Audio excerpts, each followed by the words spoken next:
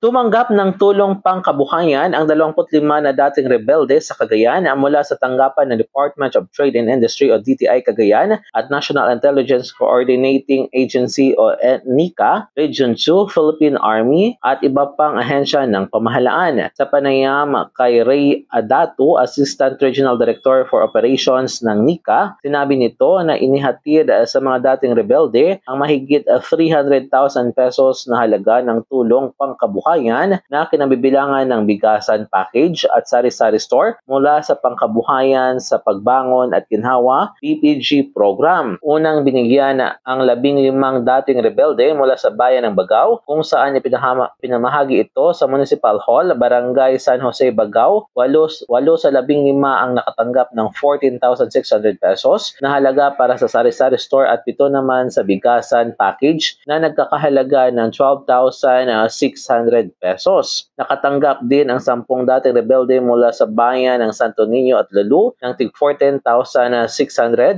para sa sari-sari store package na ibinigay naman ng NICA Regional Office sa Tuguegarao City. Sa naging mensahe ni Lordito Antonio, Acting Provincial Director ng DTI Cagayan, ang ibinigay na tulong sa mga dating rebelde ay upang matulungan silang magsimula muli sa maayos na pamumuhay sa komunidad. Nagsagawa rin ng livelihood seminar ang DTI Cagayan kung saan tinuruan ang mga dating rebelde kung paano magsimula sa negosyo at kung paano magpalago. Matatandaan na isa sa mga tinutukan ng administrasyon ni Gov. Manuel Mamba, Provincial Peace and Order Council o PPOC Chairman, na wakasan ang insurhensya sa lalawigan. Mula dito sa Cagayan, M. G. de la Cruz para sa Radyo Alternatibo, Balita Nationwide.